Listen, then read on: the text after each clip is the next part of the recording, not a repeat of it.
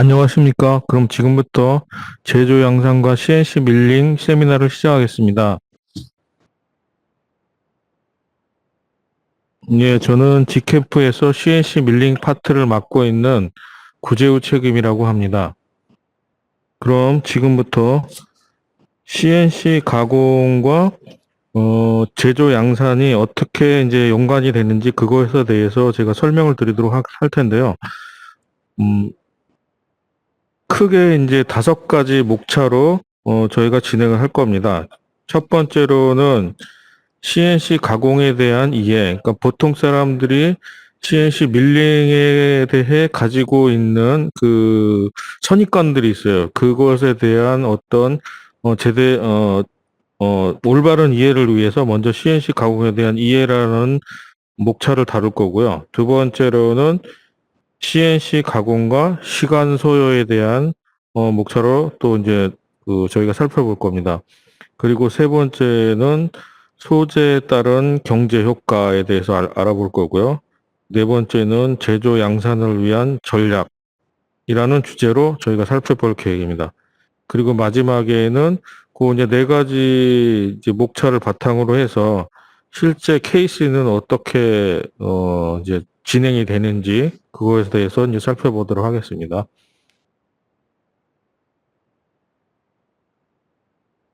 먼저 아까 말씀드렸던 대로 CNC 가공의 이해에 대해서 이제 살펴보겠습니다. 네, 첫 번째 CNC 가공이 우리가 보통 생각할 때는 단순하게 어떤 그 가공해야 되는 대상물이 오면 그걸 그대로 이제 깎는다는 고정관념이 있으신 것 같은데요. CNC 가공이 일단 창의적인 사고가 들어가야 된다는 거는 아마 좀 생소하실 것 같습니다. 왜 그러냐 하면 가공 모델을 수동적으로 단순히 이제 밀링하는 것이라고 생각을 한다면은 굉장히 작업 속도도 더디고 항상 수동적인 상태에서 이제 일을 하게 되기 때문에 항상 능동적으로 모든 것을 이제 어떻게 보면은 가공뿐만 아니라 이제 제조에까지 이제 연관이 돼서 그거를 모두 진두지휘할 수 있는 그런 것까지 이제 역할을 수행해야 된다고 저는 생각하거든요. 어, 여기는 이제 제가 일하고 있는 것은 메이커 스페이스고 일반 이제 CNC 가공 밀링샵과는 좀 다른 개념이긴 한데 조금 약간 여기서 제가 지금 드리는 말씀은 시제품 가공 메이커 스페이스 입장에서 좀 말씀드리고자 합니다. 그래서 일단은 먼저 이제 저희가 CNC 가공이라고 하는 것은 먼저 창의적인 사고를 가지고 있어야 되고요. 그다음에 항상 어떤 자기가 해야 할 일이면은 어떻게 해결해야 될지 항상 없던 과정도 본인이 이제 만들어낼 수 있는 발명과 같은 사고방식이 필요합니다. 그래서 때로는 수동적이 아니라 프로젝트를 이제 진행하는 진행자의 역할도 수행해야 하고요. 그리고 기존의 어떤 방식대로 진행이 되지 않을 경우 새로운 길을 이제 모색을 해야 된다는 거죠. 그래서 여기 보시면 사진에 보이는 이런 분들과 같이 임기응변에 이제 대처할 수 있는 사고방식이 절대적으로 필요하다고 보겠습니다. 왜 그러냐 하면은 모든 상황이 항상 다르고 같은 상황이 이제 연결되는 경우 거의 없기 때문에 항상 창의적인 사고를 하지 않으면은 이 업무를 수행할 수가 없기 때문입니다. 그래서 능동적인 사고가 필요한데요. 그 보통 이제 메이커 스페이스는 당연히 이제 대부분 한 명 아니면 대부분 한 명이고요. 2명인 경우도 거의 드물고, 그리고 이제 밀링샵이라고 한다고 하더라도 기본적으로 프로그램이 주로 이제 진두지휘하는 책임자 역할을 하게 되는 사람인데요. 그런 사람은 대부분 한 사람이서 모든 거를 이제 프로그래밍을 하고 나머지 이제 그거를 기계를 뭐 조작한다든지 오퍼레이팅 하는 이제 밑에 수화 직원들이 이제 같이 이제 수행하게 되는데요. 그래서 이제 그 사람이 모든 거를 계획을 하고 이제 뭐 프로그래밍도 짜고 그래야 되기 때문에 항상 능동적인 사고를 해야지 된다고 봅니다. 그리고 모든 문제는 어차피 그 문제를 풀 수 있는 사람은 자기밖에 없다는 생각을 해야 되기 때문에 모든 문제는 이제 스스로 해결해야 된다는 사고를 항상 가져야 되고요. 그 다음에 또 한 가지 필요한 게 밀링을 하게 된다고 해서 단순히 밀링 프로그램만 다뤄서는 업무를 수행할 수 없고요. 3D 모델링이라든지 여러 가지 기타 프로그래밍도 모두 이제 능수능란하게 다룰 수 있어야 업무 수행이 가능합니다. 그리고 가공의 모든 과정을 이제 뭐 기획한다든지, 그리고 뭐 밀링 업무는 당연히 해야 되는 거고, 심지어 이제 일이 끝난 다음에 청소도 해야 되는 거고요. 그리고 프로젝트 매니저로서 주인의식을 가지고 업무를 수행하도록 해야지 될 것 같습니다.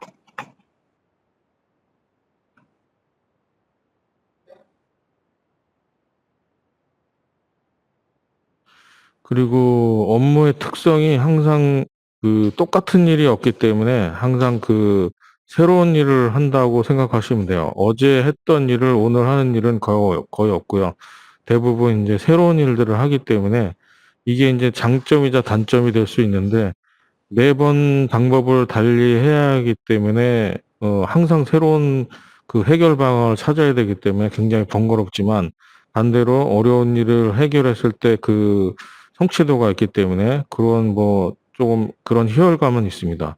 그리고 한 개의 부품을 각용하기 위해서 때로는 뭐 많게는 6개에서 7개까지 지그를 제작해야 하는 뭐 비능률성도 있지만, 그 업무의 특성이 그렇기 때문에 그거에 맞춰서 자기가 이제 잘 해결하는 능력을 갖출 수밖에 없는 거죠.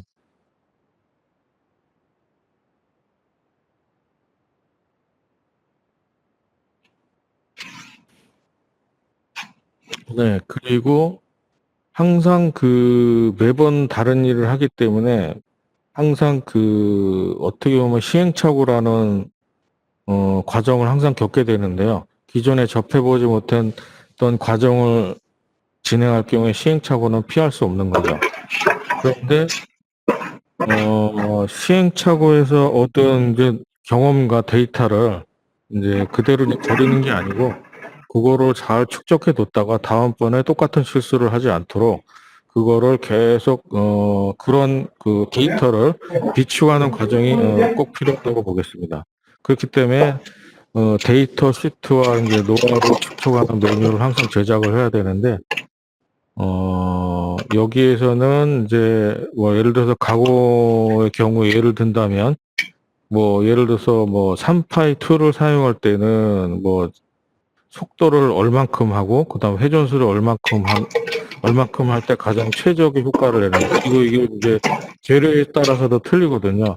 재료를 예를 들어서 이제 알루미늄을 가공한다고 했을 때 적정 회전수가 있는 거고, 그다음에 ABS 같은 플라스틱 재질을 할 경우에는 또 다른 그 데이터가 있는 거거든요. 그래서 그거에 따라서 가장 최적의 데이터를 항상 노트를 해놓고, 그 이제 매번 다른 케이스마다 그거를 조금이라도 자기가 그 시행착오를 덜 하기 위해서 그런 이제 데이터를 축적하는 노하우가 필요하다고 하겠습니다.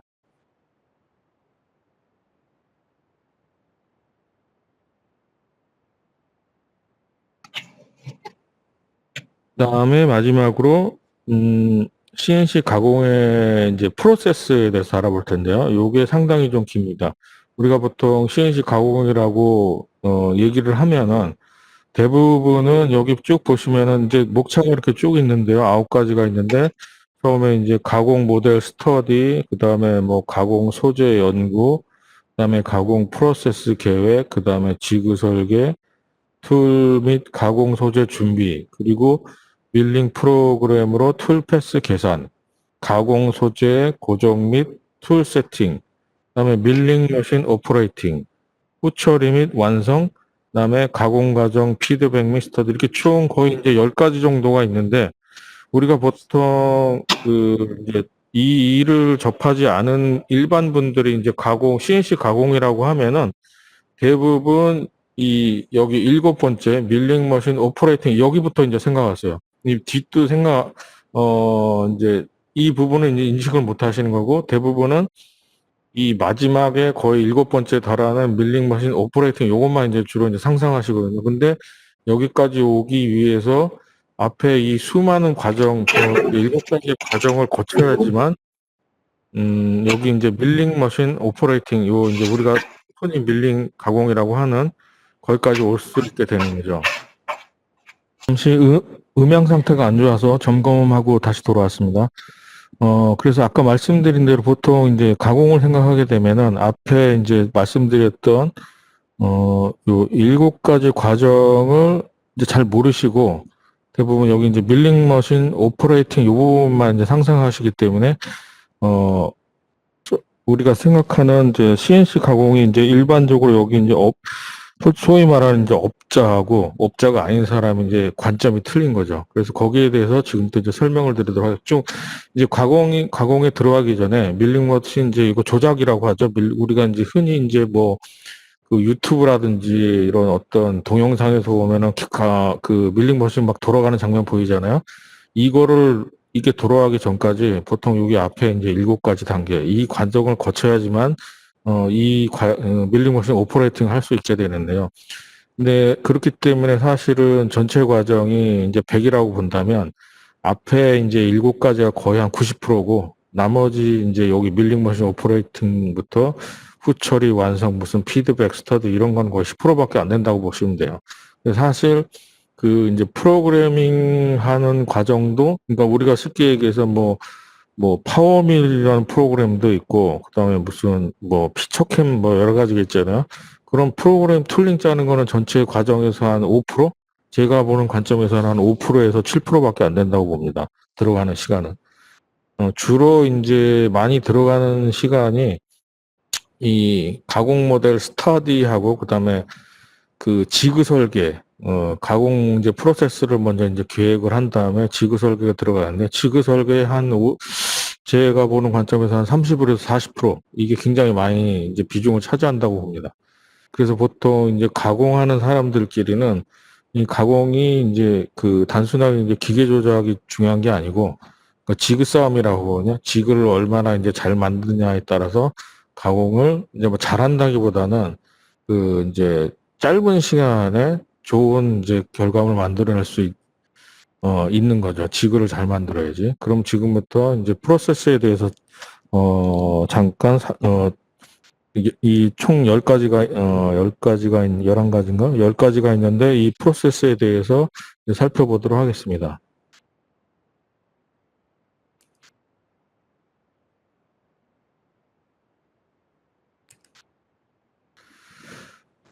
그래서 처음 우리가 이제 모델을 이제 고객이라고 해야 되나? 의뢰인 분들이 이제 이거를 가공해 주세요 하고 이제 3D 데이터로 3D 모델링 데이터로 이제 대부분 이제 그런 데이터들이 이제 그 STP 파일이라든지 무슨 그 필요한 파일들이 있어요. 우리가 보통 STL이나 이런 파일들은 이게 삼각형이 연속된 그 데이터라서 가공에 적합하지 않고, 스텝이라든지 이제 가공에 적합한 파일들이 있거든요.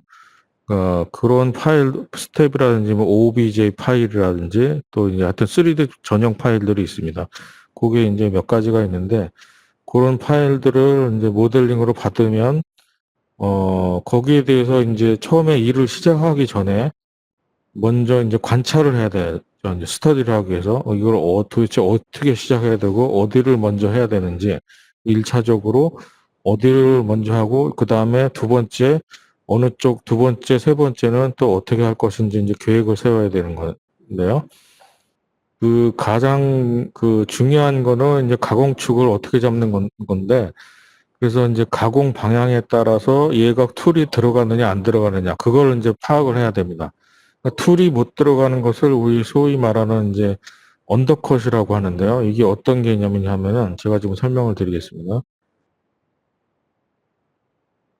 우리가 이제 뭐 기본적으로 가공은 삼축을 이제 X, Y, Z 우리 3차원 공간이라고 하잖아요. 근데 뭐 우리가 흔히 이제 들는 말에도 뭐 4축 가공, 5축 가공, 6축 가공 이러지만 대부분 어쨌든 기본은 3축입니다. X, Y, Z.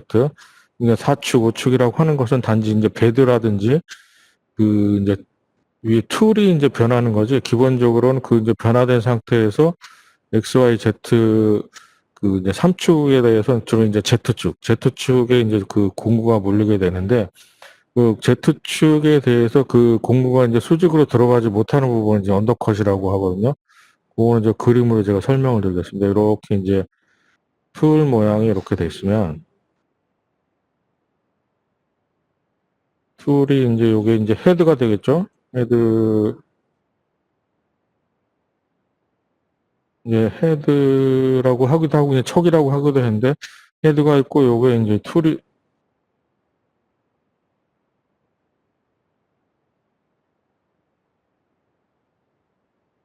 요게 이제 이렇게 툴이 이렇게 돼 있으면은, 요 이제 축 방향, 요 이제 Z축 방향이 되는데, 이렇게 쭉 나가는, 여기 이제 Z축 방향이죠.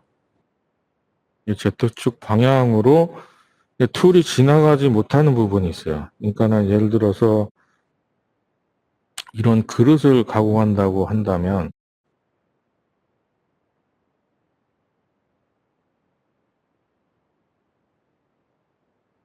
이게 Z축이 만약에 이렇게 된다면 이 부분은 다 빠짐없이 이제 공구가 지나갈 수 있겠죠. 뭐 이렇게 갔다가 요로 내려가기도 하고 또 이렇게 내려와서 이제 이 모든 부분은 다 빠짐없이 이제 공구가 지나가서 가공을 할 수가 있는 경우가 있기 때문에 이 부분은 이제 언더컷이 없는 경우고요.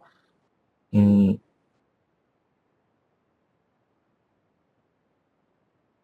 만약에 형상이 이렇게 생겼다고 한다면,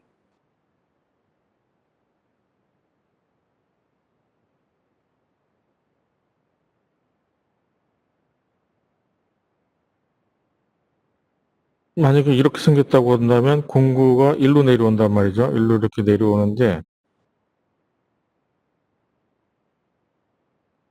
그러면 가공을 할 수 있는 부분은 요 부분이고, 여기 이제 눈곱, 요렇게 이렇게 지금 제가 이렇게 빗금 친 부분, 이런 부분은 공구가 닿을 수 없는 부분이거든요. 그러니까 요런 부분이 이제 언더컷이 되는 거죠.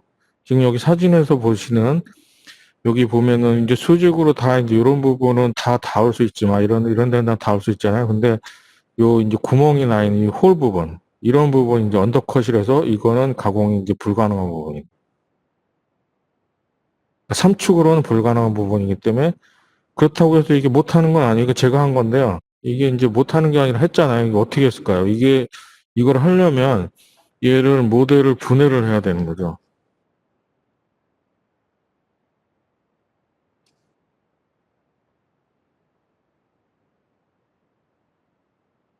지금 이제 먼저 이거를 이 상태에서 만약에 가공한다면은 여기 이제 이 부분 홀 부분이 이제 가공한 상태로 그 어떻게 보면 이제 그 그냥 둥그런 이제 벽 상태로 되겠지만, 이거를 이제 가공을 해야 하기 위해서는 이 부분을 이제 분리를 해야 되는 거예요. 분리. 그러니까 모델링상에서 아예 분리를 해서 이 부분 가공 따로 하고 그 다음에 이 부분 가공 따로 한 거를 나중에 이제 접합하는 방식으로 하는데, 이것조차도 분리를 한다고 하더라도 이게 3축으로는 이게 가공이 안 됩니다. 그러니까 로타리식으로 예를 들어서 이제 4축 가공기라든지 이제 4축 가공기에서 해야지 되는 거예요. 어차피 분리를 해도 3축에서는 이제 불가능한 가공이고요.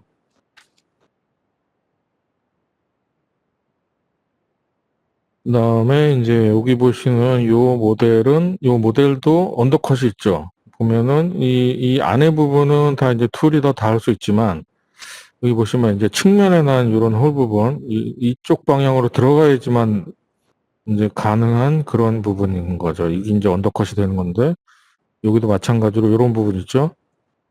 이렇게 이제 이쪽으로 들어가야지만. 근데 이제 처음에, 어, 아까 제가 1차 가공, 2차 가공, 3차 가공 막 이렇게 했던 이유가, 이런 경우에 이제 그 처음에 그 프로그래머가 이제 생각을 할 때 과연 어느 쪽을 먼저 해야 될 것인지 먼저 판단을 내리는데, 뭐 이제 이쪽도 해야 돼요. 이쪽도 뭔가 이제 요소들이 있기 때문에 이쪽을 1번으로 할 것인지, 이쪽을 1번으로 할 것인지, 그 다음에 이제 이쪽을 2번으로 할 것인지, 나머지 뭐 이쪽도 있겠고 이쪽도 있겠는데 이쪽을 3번, 4번 할 건데 이 순서를 다 정해야 되는 거거든요. 대부분 이제 이 부분을 1번으로 하고, 그러니까 이 부분을 1번으로 하고 2번으로 하는 경우도 있겠지만, 지그 만드는 이제 제작 방법에 따라서는 또 이 부분을 1번으로 할 수도 있습니다. 그거는 이제 그 프로그래머나 이제 오퍼레이터에 따라 다른데 지그 만드는 방식에 따라서 또 다를 수가 있습니다. 그러니까 지그를 예를 들어서 일반 이런 경우는 이제 시제품이라고 해가지고 ABS 재질을 사용해서 이제 만드는 건데 어 보통 이제 시제품 만드는 목업집 같은 경우에는 석고를 많이 써요. 석고를 이용해서 이제 고정할 방법을 많이 쓰기 때문에 때로는 그 방법이 이제 반전될 수도 있고, 그러니까 저 같은 경우에는 이제 단순한 시제품이라 하더라도 정식 그 지그를 제작하는 걸 선호하거든요. 그러니까 뭐그 석고를 사용한 게 아니고 일반 ABS나 알루미늄까지는 아니더라도 단단한 이제 재료를 사용해서 ABS 같은 그거를 여기 이제 마이너스 금형처럼 마이너스 형태처럼 몰드를 파서 그거를 끼워놔서 고정을 하는 그런 이제 지구 방식을 저 같은 경우 이제 개인적으로 선호를 하기 때문에 그래서 이제 아까 이제 저마다 이제 방법이 다른 거예요. 그렇기 때문에 1번으로 여기를 파고 나머지 그걸 그 지구에다 붙고 나머지 이제 안을 바가지 파내는다는 개념이죠. 바가지 안쪽을 이제 지구에다 묻고 이제 파낸다는 개념인데 그거는 이제 사람에 따라서 틀릴 수가 있습니다. 그래서 이제 가공 모델 스타디가 그래서 굉장히 중요한 거예요. 처음에 이제 첫 단추를 잘 껴야지 그 다음도 이제 일이 잘 풀리는 건데 어떻게 보면은 일을 시작하기 전에 이제 방향을 잡는다는 그런 과정으로 보시면 될 거예요. 그 다음에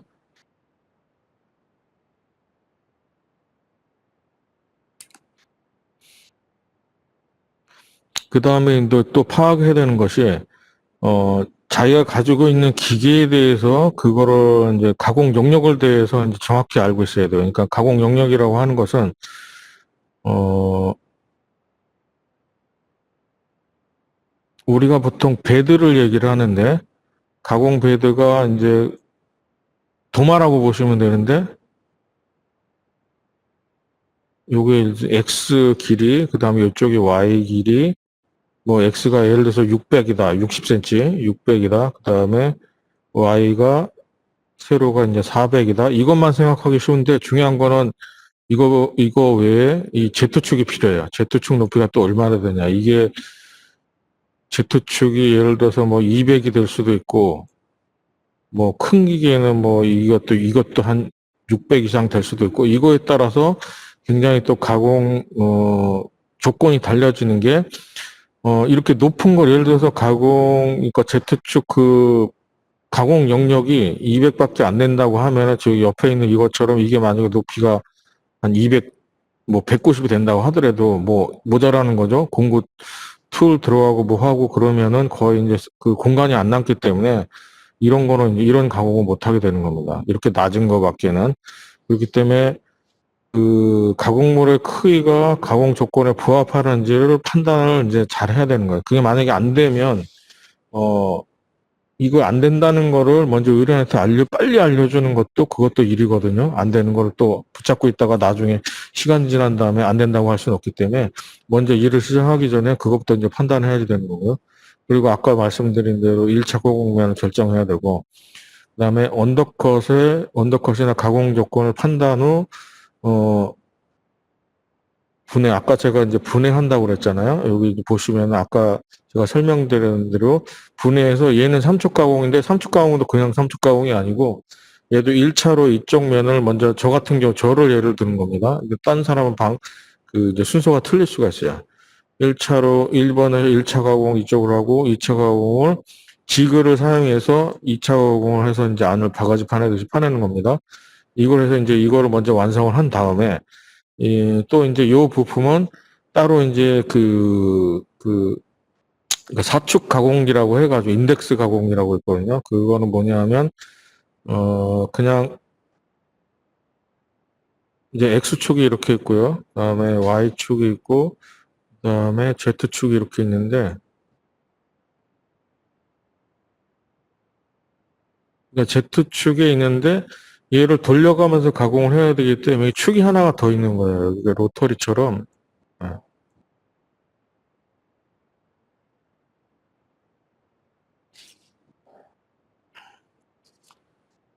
여기 이제 이거 뭐 A축이 될 수도 있고 뭐 C축이 될 수도 있는데 이거 뭐 예를 들어서 A축이라고 한다면 A, A축을 중심으로 이거 이렇게 회전하는 어떤 그 뭐 선반처럼 고속 회전이 아니고 이제 딱딱 그 어떤 일정한 각도에 얘가 탁탁 멈추고 이제 막 돌아가면서 하는 것까지는 아니고요. 이게 예를 들어서 뭐 1도에서 멈추고 30도에서 멈추고 그러니까 여기 이제 이거 재료를 이렇게 끼워 놓은 상태에서 계속 이제 얘를 어느 일정한 각도로 원하는 각도까지 회전시켜서 거기서 이제 툴이 이렇게 들어가서 이 구멍을 뚫는 거죠. 그러니까 또 이렇게 회전하면서 얘가 구멍 뚫고 그래서 이제 이런 가공을 할 수 있는 겁니다. 그래서 지금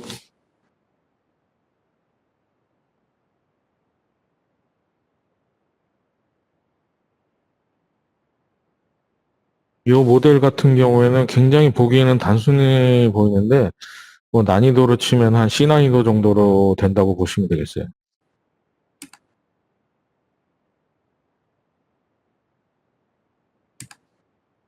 그다음에 가공 소재. 가공 소재를 뭐 대부분은 이제 그 모델링을 그러니까 가공을 의뢰하시는 분들이 가공을 소재까지 이제 결정을 해서 예를 들어서 이거는 플라스틱으로 했으면 좋겠다 아니면 나무로 했으면 좋겠다 뭐 알루미늄 했으면 좋겠다 이렇게 결정을 해서 주시기도 하지만 거꾸로 이제 그거와 결정이 안 되거나 그거에 대해서 이제 개념이 없는 경우도 있고 아니면 결정을 못했을 경우 거꾸로 이제 역으로 이 가공 쪽에서 이거를 먼저 제안을 하는 경우도 있습니다. 그래서 소재에 대한 이제 소재가 결정이 안 됐을 경우는 거꾸로 이제 제안까지 해야지 되는 경우도 있고요. 그 다음에 이제 재료가 결정되면 거기에 맞는 이제 툴이 이제 필요한데 그 한 가지 툴로 이제 여러 가지를 다 할 수 있는 건 아니고 예를 들어서 뭐 우리가 보통 상식적으로 생각할 때 플라스틱 자를 수 있으면 아니 쇠나 알루미늄 자를 수 있으면 플라스틱도 당연히 자르는 거지 약하니까 이제 그렇게 생각할 수 있는데 그게 이제 그렇게 안 되는 게 그 날의 형상이 틀립니다. 이 날의 각도가 틀리고 그 알루미늄용 툴하고 그 ABS 같은 플라스틱용 툴하고 형상이 틀린 게 이유가 이제 가공에 있을 때는 얘를 이제 툴이 절삭을 하게 되면 그 절삭을 한 다음에 회전하면서 절삭을 하면서 그 칩이라고 하거든요. 깎인 부분 여기 보면 이게 부풀하기 같은 이런 부분들이 있는데 이런 부분들이 그 툴하고 그 면에서 이제 빨리빨리 배출이 돼야 됩니다. 그게 아니라 배출이 안 되고 이 안에 이제 계속 적체돼 있으면 그게 이제 그 툴 사이에 끼게 되거든요. 툴이 보통 이제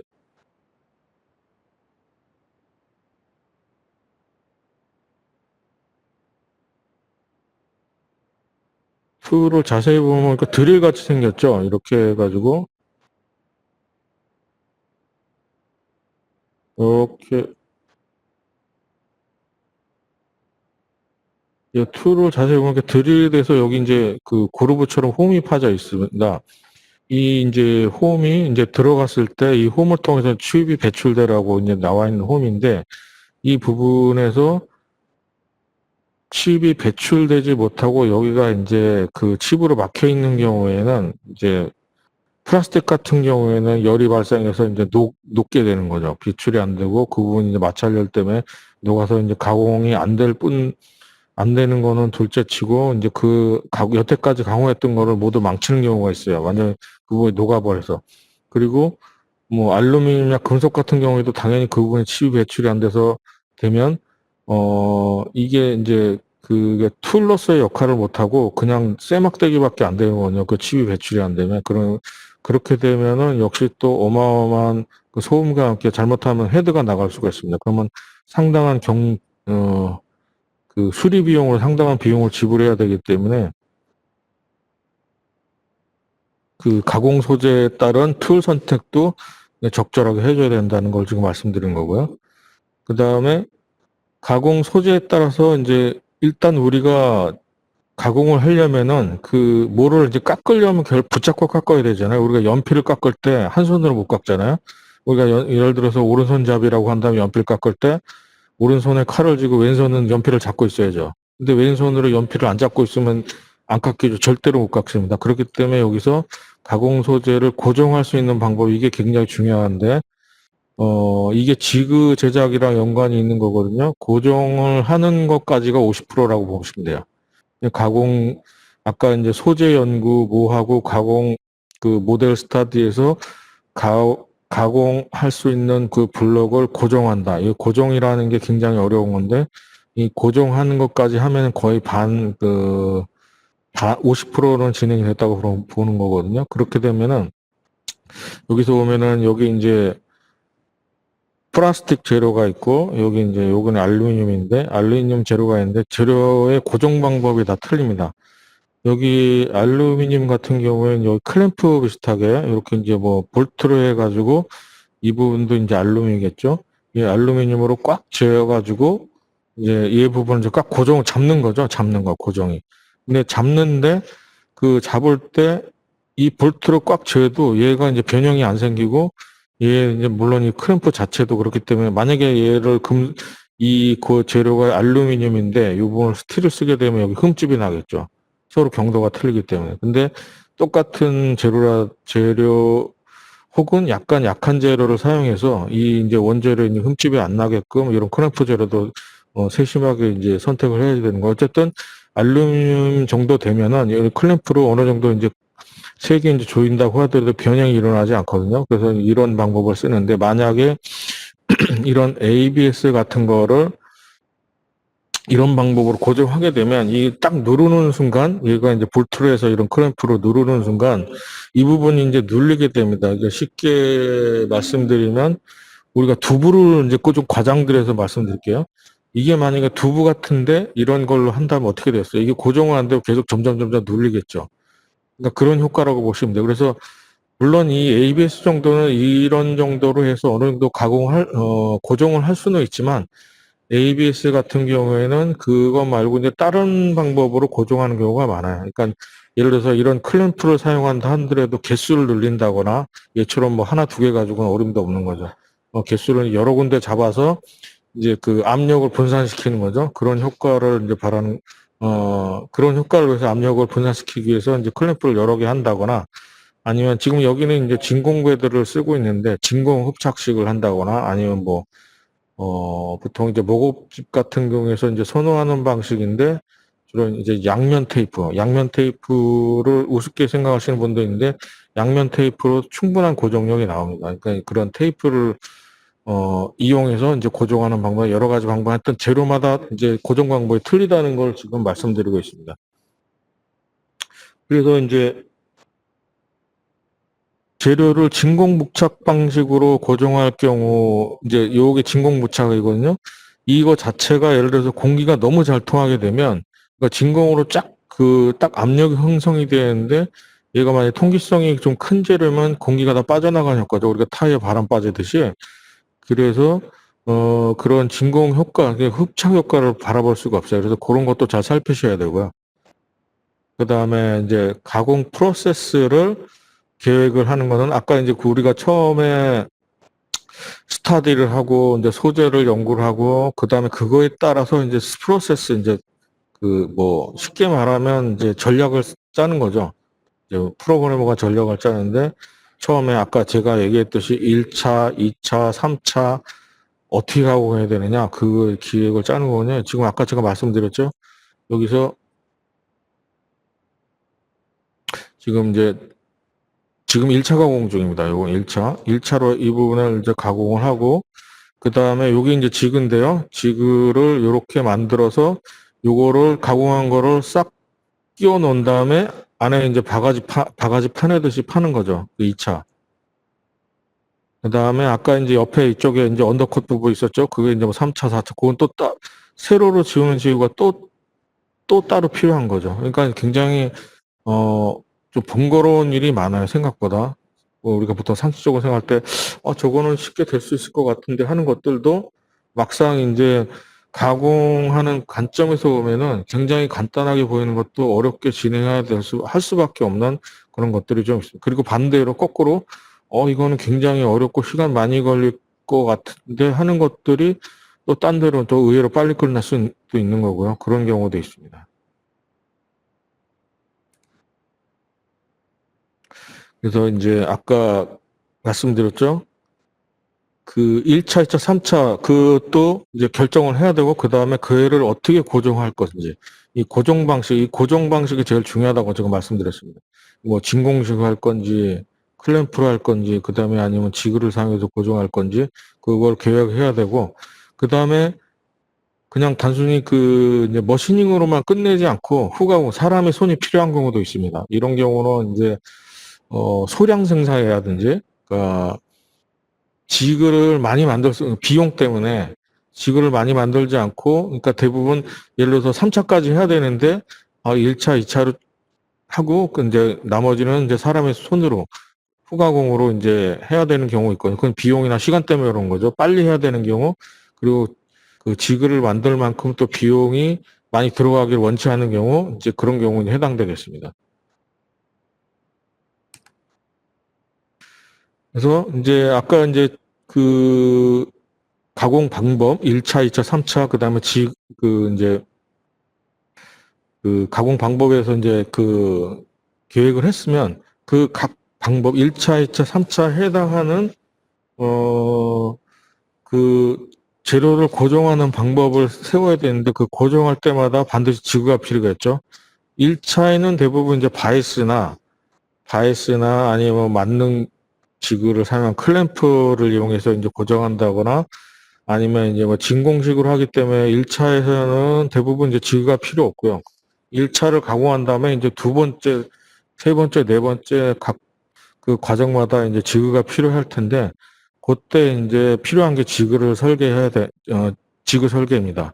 아까도 말씀드렸듯이 가공은 지그 싸움이거든요. 그 지그를 얼마나 잘 설계하고 만드느냐 그거에 따라서 가공을 잘하냐 못하냐 저 사람 정말 실력 있는 사람이다 없다가 이제 판단되는 거고요. 그렇기 때문에 지그 설계를 아주 잘해야 되는데 그렇다고 잘한다고 해서 굉장히 그 지그 만드는데 너무 많은 시간이 들어가면 안 되겠죠. 최대한도로 빨리 만들면서 그리고 비용은 또 적게 들어가고 그리고 지그를 사용해서 할 때 그 신뢰성이 있어야 돼요. 중간에 이제 얘가 가공을 하다가 튀어나가는 경우가 있어요. 왜 그러냐면은 어마어마한 압력과 이제 횡압력이 이제 거기 작용을 하게 되는데 그때 얘가 그거에 버틸 수 있을 만한 크기라든지 잡을 면적이 충분하면 상관이 없겠지만은 예를 들어 가공 코이가 아주 작거나 잡는 부분이 굉장히 애매한 경우에 해당이 될 텐데 예를 들어서 뭐 손톱만한 크기의 가공 재료를 조금 그러니까 잡을 공간이 없기 때문에 굉장히 잡은 면적으로 잡을 경우에 가공하다 많이 이제 그 이탈이 되는 경우가 있거든요. 그거는 뭐 어쩔 수가 없는데 그게 이제 불량률이라고 하는데 뭐 그럼에도 불구하고 어쩔 수 없이 이제 지그를 만들어 그 최악의 조건에서 지그를 만들기도 하는데 어쨌든 그런 상황에서 하여튼 최적의 그 고정 방법을 생각을 해서 방법을 결정을 하고 효과적으로 이제 고정할 수 있도록 설계를 해야 되겠죠.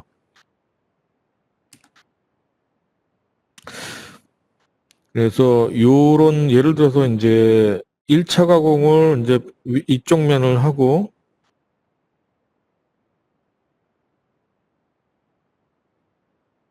1차 가공을 이쪽 면을 하고 2차로 이쪽 면을 이제 파야 된다고 했을 때 그러면은 얘가 이렇게 묻힐 수 있는 이제 지그를 만들어야 되는 건데요. 이런 경우에 뭐 이렇게 큰 어떤 이제 블록 같은 데다가 얘가 딱 들어갈 수 있게끔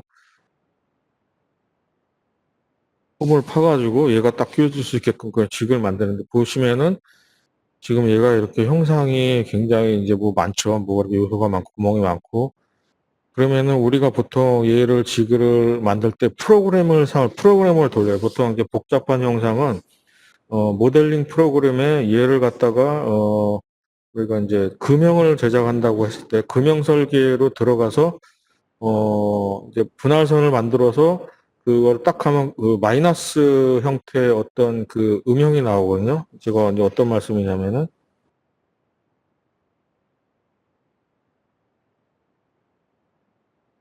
예를 들어서 이제 우리가 가공해야 되는 것이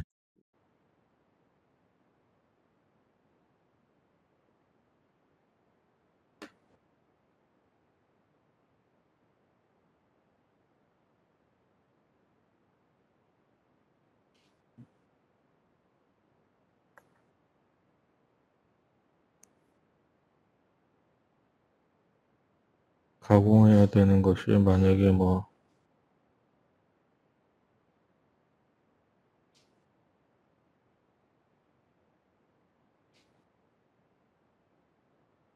이런 게 있다. 그래서 지금 1차로 이면을 가공하고 얘가 이렇게 딱 끼워지게끔 하는 몰드를 만든다고 했을 때 몰드를 이제 만든다고 하죠.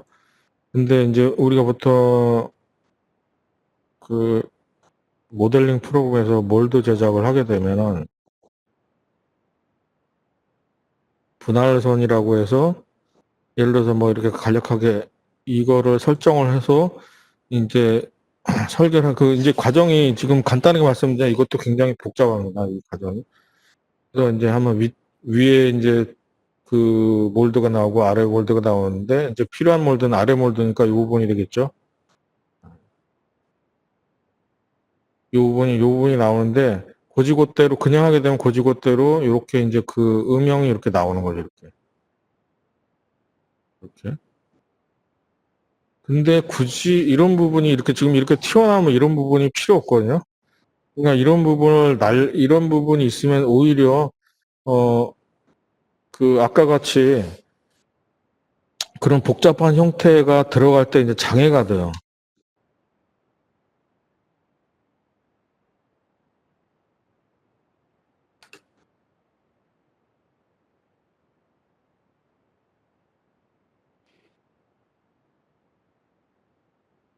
장애가 되기 때문에 그러니까 이런 부분까지 재현을 하지 않고 그냥 단순하게 어 그 이런 부분을 생략해서 그러니까 단순한 형태로 이제 몰드를 만들 필요가 있습니다.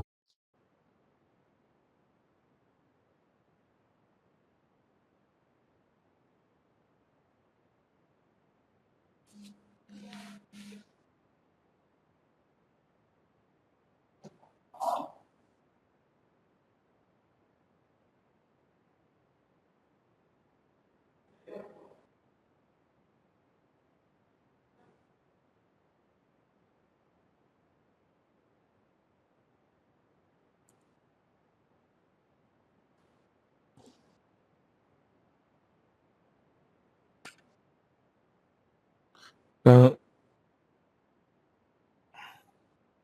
이런 형태라 하더라도 몰드는 그냥 단순하게 이렇게 된다는 거죠. 심지어는 이렇게 만들지도 않아요. 이 부분 이렇게 파버려요. 이렇게 파고 이렇게 앉히게. 그러니까는 이런 모델이 뭐 여기 뭐 복잡하고 뭐 이런 게 있더라도 딱 필요한 부분 우리가 이제 카메라 삼각대를 기준으로 예를 들어서 카메라의 삼각대가 아니라 만약에 다리가 세 개가 아니라 네 개라고 한다면 그게 안 닿는 부분이 분명히 생길 거예요. 그냥 걔가 뭐 고정이 안 된다고 하면 우리가 보통 가구를 이사했을 때 가구를 할 때 안 닿는 부분이 있어서 뭐 종이 끼워놓고 그렇잖아요. 그러니까 세 점이면 항상 반드시 닿을 텐데 그게 이제 시소 탄다고 그렇기 때문에 될 수 있으면은 필요한 부분만 그러니까 접합되는 부분을 많게 하면은 어느 한 부분을 중심으로 닿는 부분이 있고 안 닿는 부분이 있어서 걔가 이제 확실한 고정이 되지가 않고 흔들리는 경우가 발생할 수 있습니다. 특히나 이런 ABS 같은 이제 연질 재료 같은 경우에 그래서 그런 걸 방지하기 위해서 오히려 이제 그 필요한 부분만 닿게 하고 나머지 부분 이렇게 삭제를 하게 되는 거죠. 이렇게 삭제를 해서 가공 그 직으로서 안정감을 이제 주는 거죠. 그렇게 이제 설계를 많이들 합니다.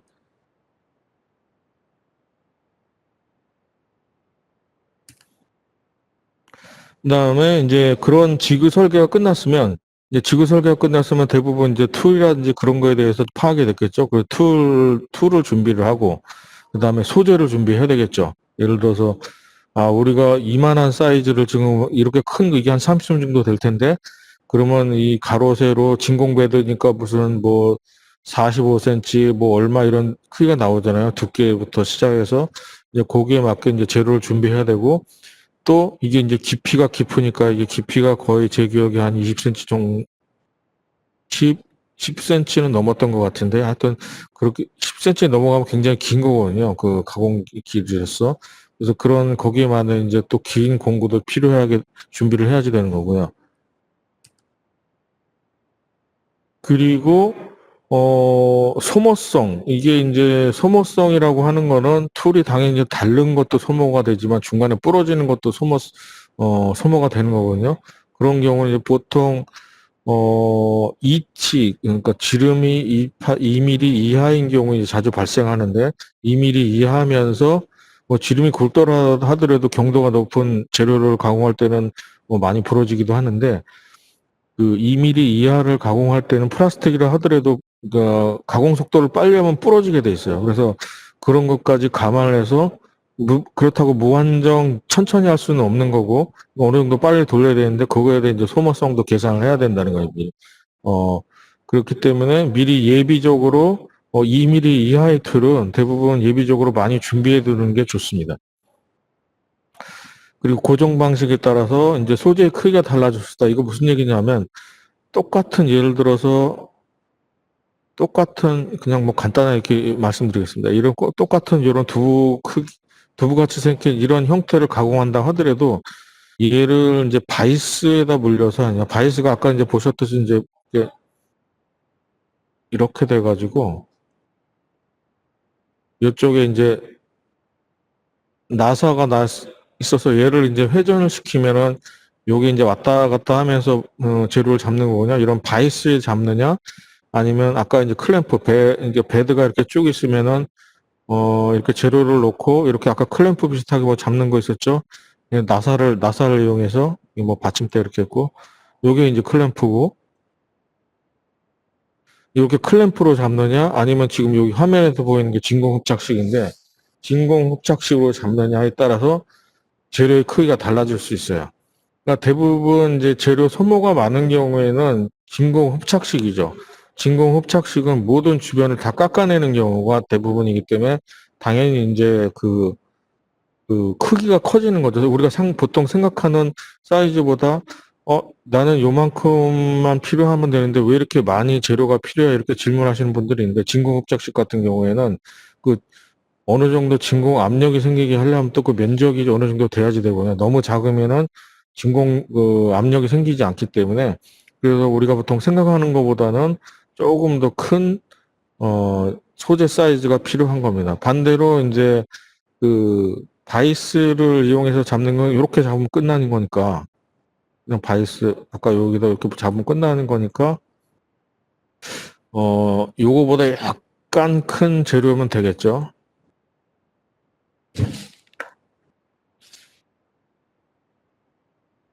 요거보다 이제 약간 어느 정도 그냥 삭제할 정도의 크기의 재료만 있으면 되겠지만, 만약에 진공 흡착식이라고 하면 주변에 이만큼이 더 이제 필요하게 되는 거죠. 왜냐하면 진공 압력도 있어야 되는 거고, 그 다음에 툴로 또 이만큼 파낼 수 있는 공간이 있어야 되는 거고, 또 이거 뭐 테이핑 할 수 있는 공간도 있어야 되기 때문에, 얘도 마찬가지로 주변에 이제 클램핑 할 수 있는 여유 공간이 있어야 되기 때문에 아무래도 이제 좀 그 소재가 그 바이스로 하는 것보다는 좀 많이 필요하게 되는데 이게 다 장단점이 있기 때문에 어느 게 좋다 나쁘다 그게 설명드릴 수는 없어요. 왜냐하면 만약에 가공 시간 소재 그 소모량이 많아도 가공 시간이 짧다고 한다면 시간은 곧 비용이기 때문에요. 그 보통 이제 CNC 밀링에서 가공 시간이 곧 이제 그 비용으로 한정되기 때문에 그래서 이게 이제 뭐 예를 들어서 가공 시간이 더 짧다고 하면 이게 더 비용적으로 이득이 되는 쪽으로 예를 들어서 이게 가공 소재가 낭비가 심하지만은 시간 절약에 효과가 있어서 전체적인 비용으로 이게 더 저렴하다고 하면 이쪽으로 가는 거고요. 아니면 바이스 형태가 좋겠다고 하면 그쪽으로 가는 거. 그거는 판단은 일반 의뢰인이 내리긴 힘들고 그런 거 이제 그 밀링 하시는 그런 분들이 이제 판단을 해야 되겠죠. 어쨌든 그런 고정 방식에 따라서 이제 소재가 달라질 수 있다는 거 지금 말씀드리는 거고요. 그다음에 그런 과정이 끝나면 이제서 아까 굉장히 길었잖아요. 이제서 이제 툴링 프로그램을 이제 짜는 겁니다. 밀링 프로그램을 파워밀도 있고 무슨 뭐 하이퍼밀도 있고 뭐 피처캠도 있고 뭐 여러 가지가 있잖아요. 시중에 나와 있는 게 뭐 퓨전 360도 밀링이 됩니다.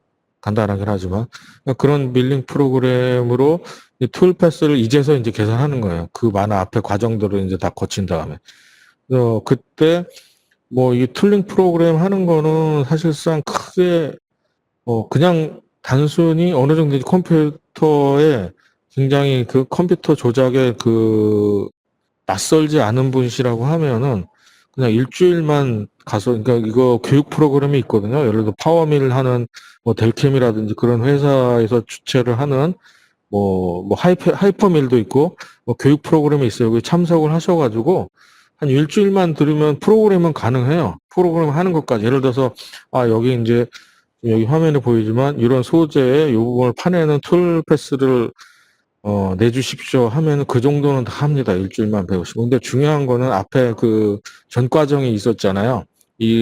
여기 밀링 프로그램을 지금 툴 패스를 계산하기 전까지 그 전 과정이 사실은 굉장히 어려워요. 특히 이제 지그 설계하는 거, 그리고 어디를 1차로 할 건지, 2차로 할 건지, 3차로 할 건지, 그 과정을 결정하는 게 저도 지금도 어려워요. 항상 받으면 이걸 어디서부터 해야 될지, 계획을 어떻게 짜야 될지 그게 굉장히 어렵게 돼. 왜냐하면 그거를 처음에 얼마나 잘 짜냐 못 짜냐에 따라서 전체적인 그 시간 소요라든지 그다음에 재료 소모라든지 달라질 수 있거든요. 많이 달라질 수 있어요. 잘못 결정하면. 그렇기 때문에 거기가 이제 중요하고 그다음에 이제 상대적으로 이런 이제 지금 보시는 밀링 프로그램이지 컴퓨터 프로그램은 생각보다는 그렇게 어렵지는 않습니다. 그러니까 여기서 이제 필요한 거는 가공 소재를 정확하게 이제 파악을, 그러니까 그 디멘션 치수가 되겠죠. 디멘션, 가공 소재의 디멘션과 그다음에 공구의 종류. 공구가 예를 들어서 뭐 평 엔드밀이냐, 아니면 볼 엔드밀이냐, 그리고 그 지름, 그리고 그 알값이 당연히 필요한 거고요. 그리고 각 과정에 필요한 그 가공 원점이라는 게 있습니다. 가공 원점이 이것도 이제 여기서 이제 굳이 중요하다고 한다면은 이 가공 원점을 어떻게 잡느냐, 그 이제 중요하다고 할 수 있는데요.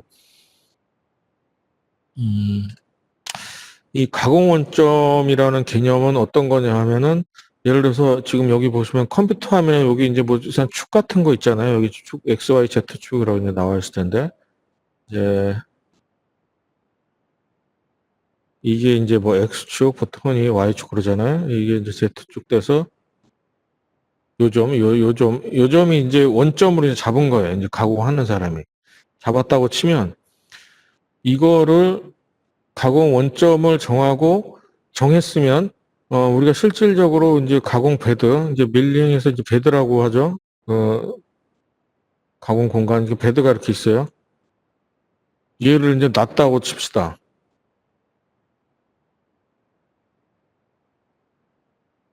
놨으면 얘랑 상대적으로 얘 위치랑 똑같은 위치에 여기를 이제 이런 점은 없겠죠. 우리가 그걸 어떤 방법을 통해서인지 이 점을 알아내야 되겠죠. 여기서 이렇게 한 이유는 아마 이게 블록이 이렇게 됐기 때문에 아마 여기를 잡았을 거예요. 그래서 블록이 이제 이렇게 돼가지고 그러니까 블록을 기준으로서 이제 뭐 측정기구가 있어요. 아큐센터라든지 하이테플 센터 그걸 이용해서 이쪽 찍고 이쪽 찍어서 여기 이제 지점하고 X점, Y점, Z 그러니까 세 개의 좌표가 나와야 돼요. X가 얼마, Y가 얼마, Z가 얼마, Z 높이까지 반드시. Z가 안 나오면 큰일 나죠.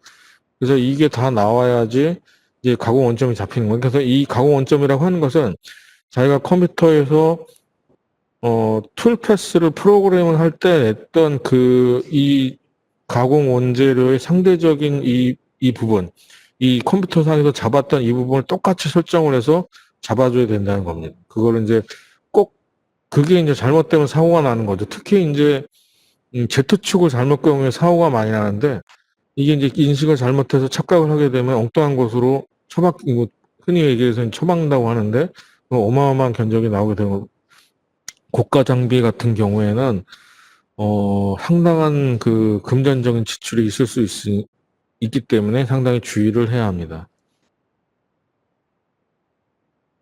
그래서 이제 밀링 프로그램으로 툴패스를 계산을 하게 되고요.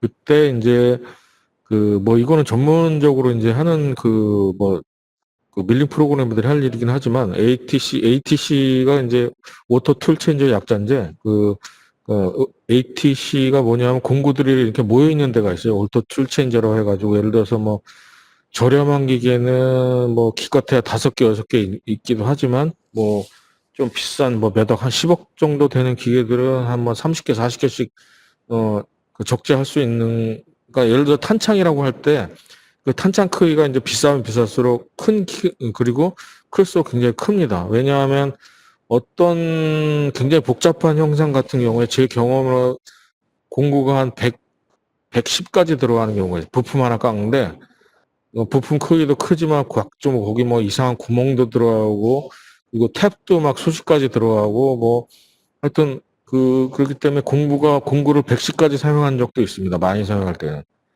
그렇기 때문에 이제 그때 중요한 거는 그런 툴 체인지 그러니까 그 매거진이라고 하거든요. 매거진에 이제 꽂혀 있는 공구 마다 각 지정한 번호가 있어요. 기계마다 그 자리가 있거든요. 우리가 지정 주차장처럼 이제 그 고유 번호가 있잖아요. 걔가 주차해야 되는 번호가 똑같이 그건 이제 자기가 그거는 딱 고정되는 건 아니지만 그 프로그래머가 설정을 할 수 있어요. 아, 얘는 1번 자리에는 1mm 툴, 2번 자리에 4mm 툴, 뭐 이런 식으로 딱딱 해서 정해놓고 그거를 어, 이제 개수가 많으면 어디다 이제 기록을 해놨다가 그걸 계속 이제 써야지 되는 거죠. 그래서 그 데이터하고 그다음에 프로그램 낼 때 그 이제 공구가 그러니까 여러 가지 이제 공구에 따른 이제 가공 툴이 있는데 그 툴패스마다 각각 필요한 공구 번호가 있는데 그 프로그램 낼 때 냈던 그 공구 번호하고 실질적으로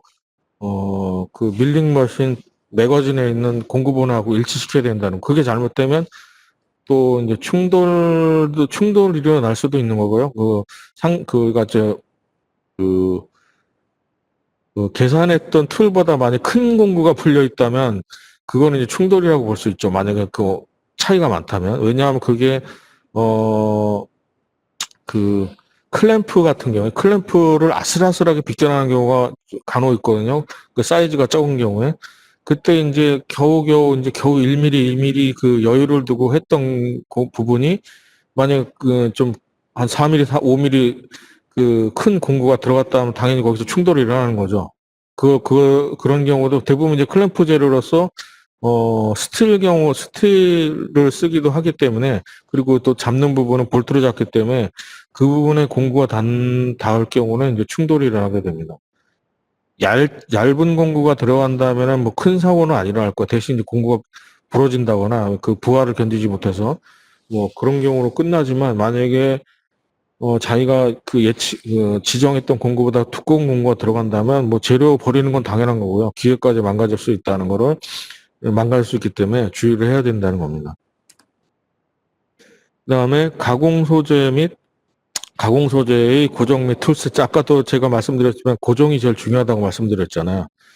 그 가공 소재를 고정할 때 이제 계획한 대로 베드에 이제 고정을 하는데, 그때 고정은 이제 1차 가공할 때는 뭐 진공부해야 될 땐 진공으로 붙이는 거고, 그다음에 그냥 그 클램프로 할 때도 있고, 그다음에 지그를 사용해서 이제 베드에 고정할 수도 있는데, 그때 가공 소재를 베드에서 고정한 다음에 반드시 그 공구 길이를 측정해야 됩니다. 공구 길이를 측정하는 거는 이제 당연한 건데, 이게 이제 뭐냐 하면 아까 제가 이제 보여드렸던 거, 예를 들어서 프로그램 상에서 이게 프로그램 화면이라고 치면 얘를 이제 가공하기 위해서 요 부분에다가 이제 좌표를 잡았다는 거죠. 그러니까 XYZ 좌표를 잡았으면은 실질적으로 가공 베드가 이렇게 치면은 저거보단 크겠죠. 뭐 이만한 그 블록을 일단 고정을 한 다음에 측정을 하겠죠. 그때 측정을 할 때 여기 보이는 게 이게 아큐센터거든요. 이걸 이제 회전시키면서 탁탁 이게 터치가 될 때 이거 변하는 거를 측정을 해가지고 이제 X, Y 그 좌표를 측정을 하고 그다음에 Z축을 잴 때는 여기 이제 하이트 프리세터라고 해가지고 여기 이제 눌려질 때 이 눈금을 보면서 눈금으로 이제 Z축의 높이를 재게 되는 거거든요. 그래서 이 상대적인 여기 화면상에 자기가 프로그래밍 했을 때 짰던 그 가공 원점하고 이 실질적으로 베드상에서의 가공 원점을 정확히 일치시키지 않으면 사고가 일어나거나 아니면 가공이 안 되거나 그런 경우가 생길 수 있다는 겁니다. 그래서 근데 이제 가공 원점을 세팅하는 거는 여기 CNC 머신마다 그 상당히 이제 다른 부분이 많기 때문에 여기는 원론적으로밖에 말씀드릴 수 없는데 어쨌든 중요한 거는 이겁니다. 중요한 거는 아까 3차원이죠. X, Y, Z점.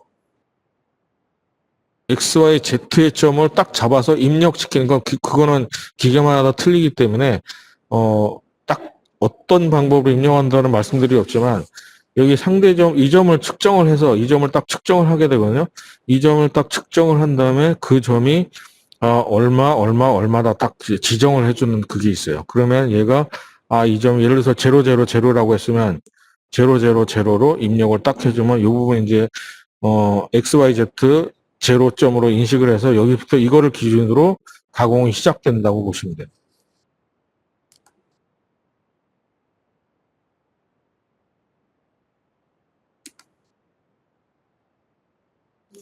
그래서 이제 아까 이제 번호가 일치하는지 재차 확인하고 그다음에 아까도 말씀드렸지만 지그를 통한 가공을 할 때는 그 신뢰성을 확인을 해야 됩니다. 만약 중간에 이제 가공을 하다가 튀어나가는 경우가 있기 때문에 거기에 대해서 이제 신뢰성을 확인을 해야지 되는 거고요. 그 다음에 이제 우리가 흔히 생각하는 이제서 이제 밀링 머신이 출현을 했는데 이제서 앞에 모든 과정을 다 거쳐야만 이제서 이제 밀링 머신을 조작할 수 있는 거예요. 아까 이제 그 재료를 고정하고 뭐 지그를 사용해서 고정을 하고 이제 툴이 다 완료됐으면 그때 이제 툴 패스를 낸 거를 머신에다 로드를 하고 그다음에 이제 이거는 기계마다 다 틀리기 때문에 특히 여기 있는 거 이건 이제 오축 가공인데 이런 거 같은 경우에는 상당히 숙련된 조작 기술이 없으면은 기계는 몇 초 만에 망가집니다. 그러니까 이게 한 10억이 넘어가는 기계였던 것 같은데 어쨌든 그 기계마다 그 매뉴얼이 있기 때문에 매뉴얼을 철저히 숙지해서 이제 오퍼레이팅을 하게 되는데 대부분 이제 처음에 이제 공구가 인입될 때 딱 스타트 버튼을 누르고 공구가 이렇게 쭉 나와서 베드로 들어갈 때 그때 이제 가공 속도를 최대한으로 늦춰요. 이게 제대로 인서트가 제대로 되는지. 처음에 인서트가 제대로 되면 그 다음부터는 똑같거든요. 어차피 로봇이기 때문에 얘들도 이제 사람이 지정한 프로그램대로 움직이는 로봇이기 때문에 처음에 제대로 되는지 이제 그것만 확인하면 그 다음부터는 이제 안심하고 이제 돌릴 수는 있는데 그래서 항상 그 밀링 머신을 조작할 때는 항상 충돌에서 대비를 해서 항상 그 이머전시 버튼이라고 있습니다. 언제든지 멈출 수 있는 혹시 내가 예측했던 방향이랑 공구가 들어가지 않을 때는 바로 이제 그 멈춤 버튼을 눌러서 사고를 피해야 된다는 피해야 되기 때문에 굉장히 특히 이제 오퍼레이팅 할 때는 굉장히 주의를 집중해서 해야 될 필요가 있습니다. 그리고 이제 후처리 및 완성. 이거는 아까도 말씀드린 스피디한 완성이라든지 어떤 경우에 따라서는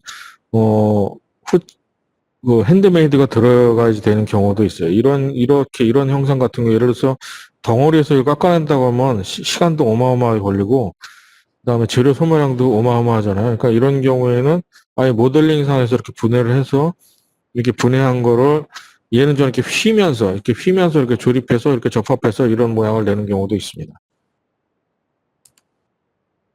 그다음에 이제 이런 경우는 이제 당연히 하는 사람도 있고 안 하는 사람도 있는데 우리가 이제 하다 이제 처음에 시행착오라고 하는데 처음에 이제 자기가 최초로 받았던 처음에 이제 프로그램을 내다 보면은 당연히 처음부터 잘 될 수가 없거든요.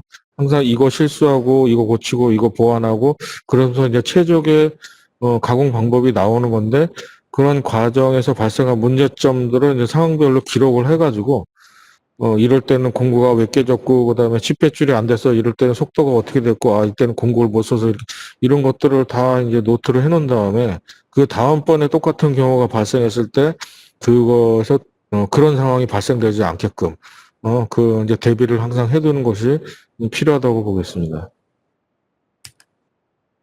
그래서 이제 쭉 이제 CNC 가공에 대한 이해를 이제 살펴봤고요.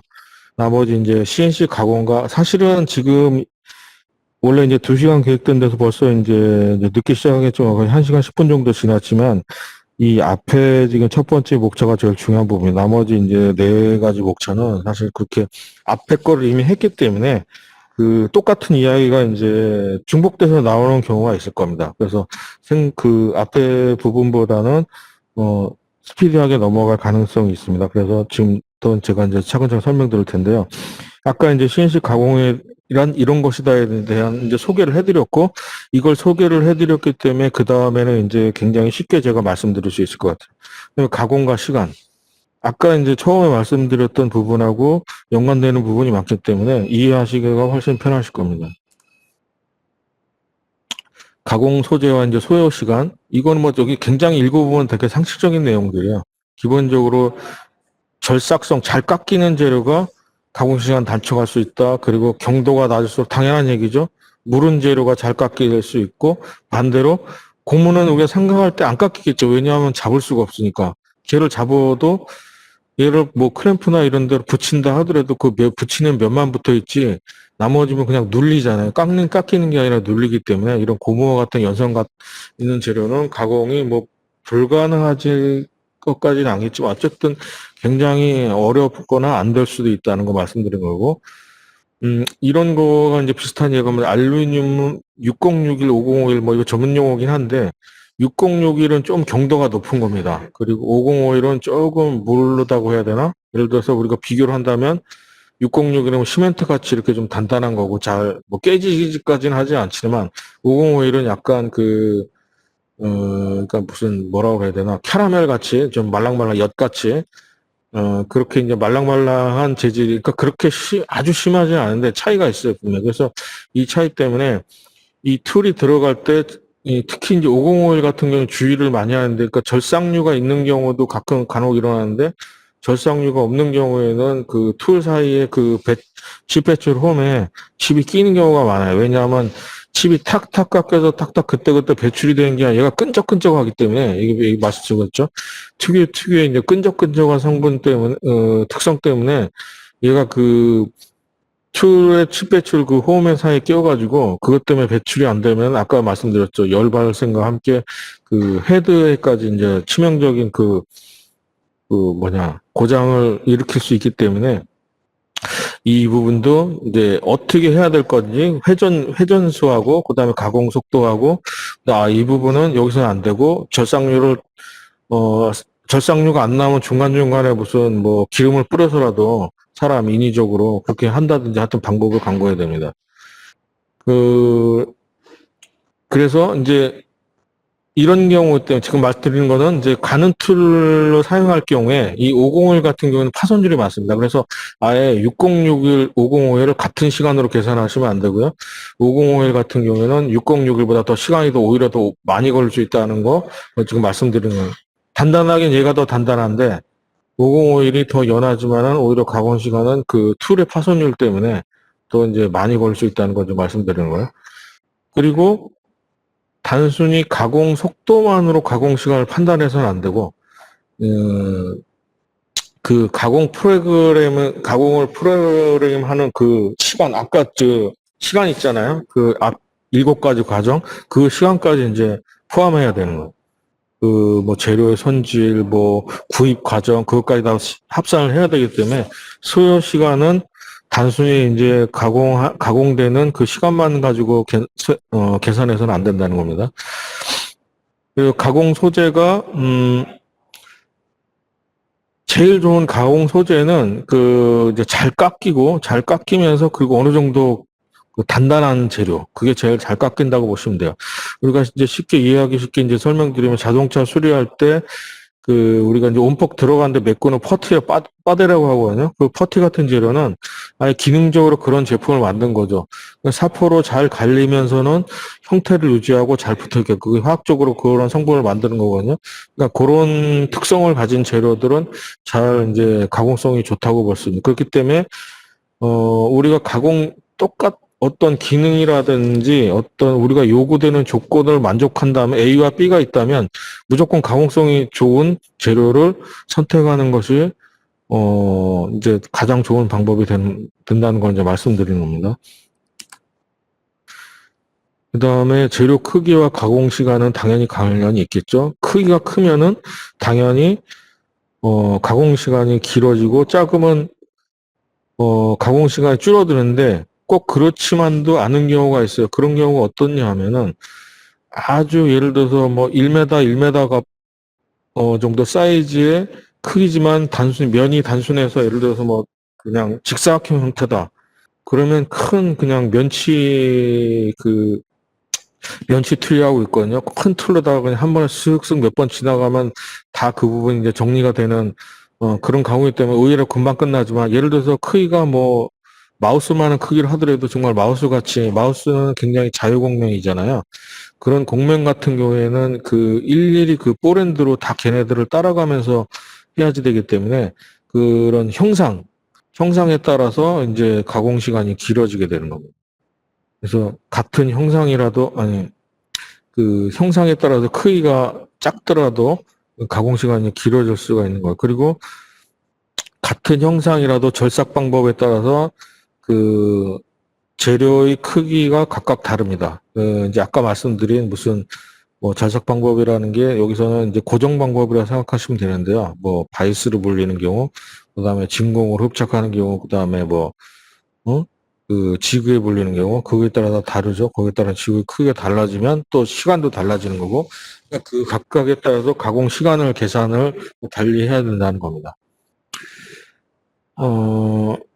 그리고 이제 여기 이제 보시면은 바이스로 잡는 경우, 진공 흡착실을 잡는 경우, 그다음에 만능 지그라고 하는 것은 뒤에 이제 보시면은 이게 이제 바이스인데 이렇게 바이스로 잡는 경우는 재료 소모량도 적고 왜냐하면 상대적으로 굉장히 작은 만큼만 필요한 만큼만 하기 때문에 작고 얘가 빨리 끝날 수 있을 것 같지만 꼭 그렇지만도 않은 게 얘는 이제 원점 측정 방법이라든지 일일이 다 이제 수동으로 다 측정을 해야 되고 뭐 하여튼 그런 부분이 있거든요. 그런 거 부분 때문에 또 그 시간이 또 들어가기 때문에 어느 부분이 딱 그 짧게 된다고 이제 단정 지을 수는 없는 겁니다. 두 번째는 이제 이게 진공흡착 방식인데 이 진공흡착 방식은 예를 들어서 이제 여러분 낭비되는 부분이 있긴 하지만 얘는 빨리 되거든요. 진행이 굉장히 빨리 되거든요. 진공으로 딱 붙인 다음에 항상 이런 진공흡착 방식 같은 경우는 아예 고정 원점을 여기다 설정을 해요. 그래서 프로그램 할 때도 이 부분을 산정을 해서 프로그램을 하기 때문에 아예 원점 측정이라는 걸 하지를 않습니다. 1차 가공할 때는. 1차 가공할 때는 그냥 딱 놓고 아예 처음부터 설정된 위치에다 딱 놓고 들어가기 때문에 그래서 진공흡착 방식은 1차 가공을 하면서 이런 좀 낮은 재료를 할 때는 많이 선호하는 방식이고요. 그런데 가공 시간이 뭐 바이스라든지 이런 클램프도 있는데 클램프로도 할 수 있지만 클램프보다는 이런 방식이 훨씬 시간을 더 단축할 수 있는 방법이에요. 그 다음에 이거 이제 만능지그 제가 만든 건데, 뭐 이런 형태 하면 중간 형태가 되겠죠. 그래서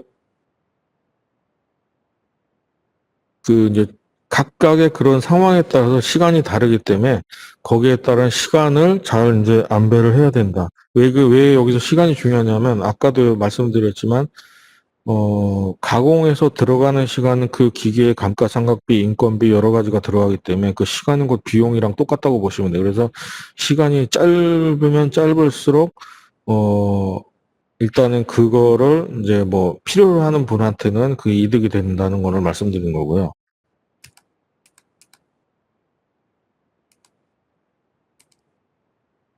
그리고 재료의 크기가 가공 시간에 관계되고 그리고 그다음에 소재의 고정 방법, 그다음에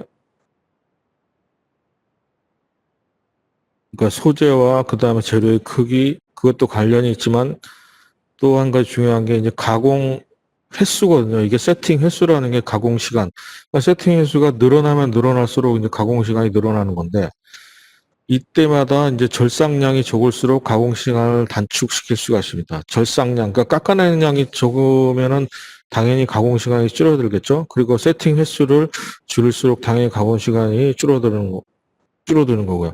그리고 이제 세팅이라는 것은 이제 한번 가공을 하기 위해서 이제 아까 뭐 여러 가지 준비 과정이 있었잖아요. 재료를 구워서 수급해서 이제 뭐 재료를 절단한 다음에 바이스나 지그에 고정을 하고, 그 다음에 아까 말씀드렸죠. 가공 원점을 측정해야 되죠. 프로그램에 그랑 동일하게 측정을 하고, 그걸 또 이제 고정을 해서 가공 딱 준비 상태. 딱 버튼만 누르면 될 수 있는 그런 가공 스탠바이 상태까지 준비하는 요게 이제 세팅 과정인데, 이 세팅 횟수가 아까 말씀드린 지금 아까 이제 뭐 7, 8가지 과정을 다 해야지만 이 한 번에 세팅을 할 수 있는 거기 때문에, 그러니까 매번 그 횟수가 늘어나면 늘어날수록 굉장히 손해라는 거죠. 모든 입장에서. 뭐 이거는 그 밀링샵이나 의뢰인이나 이게 길면은, 왜냐면 밀링샵 입장에서는 이게 길어지면 계속 본인이 그 회사에서 할 수 있는 일이 줄어드는 거고, 그리고 의뢰인 입장에서는 비용이 늘어나기 때문에 여러 가지를 불리는 거기 때문에 이거를 어떻게 줄이느냐가 관건이거든요. 그러니까 세팅을 위해서는 이제 그 준비하는 과정, 아까 말씀드렸듯이 뭐들 스테디하고 뭐 가공 소재를 크기를 계산을 하고, 그 다음에 가공 소재를 연구하거나, 그 다음에 그걸 주문하고, 그걸 또 소재를 밭이나 베드에 고정하고, 원점 계층하고, 이런 준비 과정들을 이제 될 수 있으면 줄여야 된다는 겁니다. 그래서 왜냐하면 세팅이라는 것 지그 개수랑 마찬가지거든요. 그거를 일단 고정을 시키려면 그 잡을 수 있는 지그가 있어야 되기 때문에, 그러니까 지그 제작 횟수를 줄일수록 당연히 이제 가공 시간은 단축되는 거고요. 그다음에 가공을 위한 가공축의 개수. 이제 아까 말씀드렸듯이 아까 처음 번에 제가 보여드린 거, 그 빨래판 같이 생긴 거 이제 겉부분 가공하고 그다음에 안에 파내고 옆에 이제 또 세워서 가공 막 이런 경우 있잖아요. 이거는 이제 개발자들이라든지 이제 이거는 뭐 CNC 가공에서 이 부분이 이제 프로젝트 매니저로 한다면 다 이제 모든 걸 총괄해서 이 부분을 어떻게 아예 계획 단계에서 할 수 있지만, 그렇지 못하는 경우가 대부분이기 때문에, 만약에 이제 지금 여기 이제 그 개발자들이 이런 CNC 과정에 대해서 이해를 해야지 된다는 게 지금 바로 이 부분입니다. 이 가공을 위한 가공초의 개수를 이제 개발 쪽에 쓸데없이, 물론 꼭 필요한 건 어쩔 수 없이 이제 그 넣어줘야 되지만, 만약에 이게 다른 부분으로 해서 이 가공초의 개수를 줄일 수만 있다면, 이게 곧 비용이랑 이게 이제 뭐 양산에 들어가면 100개, 200개, 뭐 10,000개, 100,000개 이렇게 들어가는데, 이것이 곧 이게 만약에 이제 꼭 CNC 그러니까 머신이 아니라 그 금형을 한다라도 이게 슬라이딩 개수랑 이제 연관이 되거든요. 예, 이런 것이기 때문에 이거를 줄일수록 가공 시간을 단축할 수 있다는 가공 시간을 단축할 수가 있습니다. 그리고 아까 제가 이제 뭐 부품 하나를 깎는데 뭐 110개씩 들어가는 경우 있었다고 그래서 그건 이제 어쩔 수 없는 경우였지만, 여기도 역시 공구수를 줄일수록 가공 시간은 당연하겠죠. 공구가 한번 교환이 되면 머시닝에서 공구가 교환이 되면 공구를 교환을 하고, 그 다음에 이거 원점 측정하고 또 어디 들어가고, 시간이 생각보다는 상당히 많이 들어가게 돼요. 그래서 그 시간을 줄일수록 전체적인 시간을 이제 단축시킬 수가 있는 거죠. 그래서 여기 같은 이런 경우에는 이제 여기 평면 가공이기 때문에 실질적으로 이런 입체적인 형상이지만, 이건 이제 개발자가 할 일이긴 하지만, 얘를 만약에 덩어리에서 깎아냈다면 상당한 시간이 걸리겠지만, 이렇게 이제 분해를 해서 모델링상에 분해를 해서 따로따로 가공한 뒤에 이제 이렇게 접합을 하게 된다면, 시제품 생산의 경우에 훨씬 더 이제 시간적으로 이득을 볼 수가 있는 경우가 되겠죠. 그리고 이런 거는 복잡한 것 같지만 굉장히 간단히 끝나는 겁니다. 이건 그냥 간이금형 같은 건데, 고무 제품 찍어내기 위해서 이건 간단히 끝나는, 생각보다는 굉장히 간단한 가공이고요, 이런 거는. 그리고 요거는 심플하게 생겼지만, 이런 게 의외로 굉장히 어렵습니다. 이거는 아까도 말씀드렸지만 이제 1차로 이 부분을 먼저 파낸 다음에 또 지그를 만들어야죠. 이거 모델링 툴상 지그를 만들어낸 다음에 이런 파낸 이 부분을 딱 끼워 넣은 다음에 이제 또 이쪽에서 가공에 들어가면 이게 안쪽으로 이렇게 파지겠죠. 바가지 파내듯이. 이렇게 이제 파낸 다음에 그 다음에 또 여기는 그걸로 끝나는 게 아니고 여기 옆에 이제 측면에 구멍이 있잖아요. 이런 것까지 하게 되면 사실상 얘는 이제 정확하게 하려면 우측 가공 아니면 불가능한 가공이에요. 이게 대부분 이런 경우에 어떻게 하냐면 그러니까 이쪽에서 뚫어도 어느 정도 구멍이 나거나 인기가 되기 때문에 이 부분은 이제 아까 제가 말씀드렸듯이 그게 이제 생산성이라는 건 그 비용 대비 그 결과물인데 뭐 우측 가공기를 돌릴 수는 없잖아요. 이런 걸 하면서 그렇기 때문에 이 부분은 이제 핸드메이드로 처리를 하는 겁니다. 뭐 이 정도는 프라모델 좀 많이 만들어 보시는 분들은 이 정도는 이제 쉽게 하실 수 있기 때문에 크게 어려운 부분은 아니 핸드메이드를 하더라도 그게 어려운 부분이 아니라고 지금 보거든요. 그래서 이제 그런 식으로 이제 처리를 하는 거고요. 그다음에 요거는 상당히 대형 가공품이긴 한데 뭐 언더컷이 없기 때문에 쉽게 되는 가공이고요. 그러니까 시간이 빨리 되는 거죠. 이런 것도 마찬가지고요. 근데 이게 시간이 상당히 많이 거. 이거 의외로 이제 단순하게 보시지만 이거는 공구 개수 아까 말씀드린 거 모든 거에 다 걸려요. 공구 개수가 많이 들어가고 공구 개수 많이 들어가면 시간 많이 들어간다 했잖아요. 그리고 가공 축 세팅 횟수 많고 왜 그러냐면 제가 지금 설명을 드리면 여기 보시면 일단 이쪽으로 이제 가공을 해야 되잖아요. 이쪽 또 뒷면도 가공해야 됩니다. 이쪽으로. 그러니까 첫 번째 이쪽 면 가공하고 또 지그를 만들어야지 그냥 할 수 없으니까 지그 만들어서 이쪽 가공할 때 다 일일이 그리고 또 이게 이제 카메라 이제 뭐 마운트 같은 건데 인치용 그 볼탭이라 해가지고 또 없기 때문에 공구를 또 사와야 돼요. 이거 사오셨어요, 실제로 의뢰인께서. 없어가지고. 인치 탭이기 때문에. 그러니까 공구도 이제 많이 들어간 데다가 어마어마하게 또 많이 또 공구도 많이 부러져요. 이런 경우에는 이렇게 이제 특히 탭 같은 경우에 이게 이제 100개가 넘어가게 되면 중간에 부러지는 경우가 있습니다. 여러 개를 하다 보면. 왜냐하면 그게 이제 마모 한계를 벗어나서 피로 하중을 견디다 못해 부러지는 경우가 많기 때문에 만약에 부러져서 걔를 빼낼 수만 있다면 얘를 살릴 수 있지만 만약에 못 빼낸다면 얘는 버려야 돼요. 그렇기 때문에 생각보다 시간이 많이 걸리고 굉장히 난이도가 높은 이제 가공이었고, 그러니까 두 번 가공하고 옆에 이제 사진에서 자세히 안 보이지만 여기도 또 툴이 있습니다. 툴이 들어가야 되는 이제 탭이 있고 이쪽도 있고요. 그럼 벌써 이게 세 번째, 또 이쪽에 네 번째, 또 이쪽, 그럼 벌써 다섯 번째, 그리고 또 밑에도 있습니다. 밑에 이쪽에서 들어가는 건 여섯 번째. 자, 그러면 이게 이제 꼭 필요한, 예를 들어서 이거를 개발하는 분이 이게 정확하게 꼭 필요하다고 생각돼서 이제 꼭 뚫어야 된다면은 이런 걸 이제 생략할 수 없죠. 만약에 이제 면밀히 판단해서 비용과 모든 생산성을 고려했을 때 뭐 다 없앨 수는 없겠지만 이 정도는 뭐 생략하는 게 좋겠다. 뭐 이런 결정도 내려야 된다는 거죠. 그걸 없애려는 게 아니라 심사숙고를 해서 꼭 필요하다면 당연히 넣어야 되는 거고 만약 그렇지 않으면 왜냐하면 이게 곧 비용이랑 연결되기 때문에 그런 것까지 이제 잘 파악을 해야 된다는 거를 이제 말씀드리는 겁니다.